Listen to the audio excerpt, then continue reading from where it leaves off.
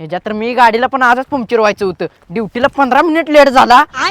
साहेब पैसे काढा. मला माहित होतं या एरियात सगळे चोर आहेत, म्हणून मी माझं सगळे पैसे खात्यावर मारून आणले. अरे देवा साहेब, साप साप चुकीचं आहे. काय झालं? साहेब मला 1000 रुपयाची लय गरज आहे हो. मला लग्नाला जायचं आहे हो. होय राव, तुमच्यासारख्या लोकांची पण लय अडचण असते. बघ ती बँकवाला याले, त्याला लूट जा. नाही नाही साहेब, मी पोलिसांसमोर चुकीचं काम करू शकत नाही.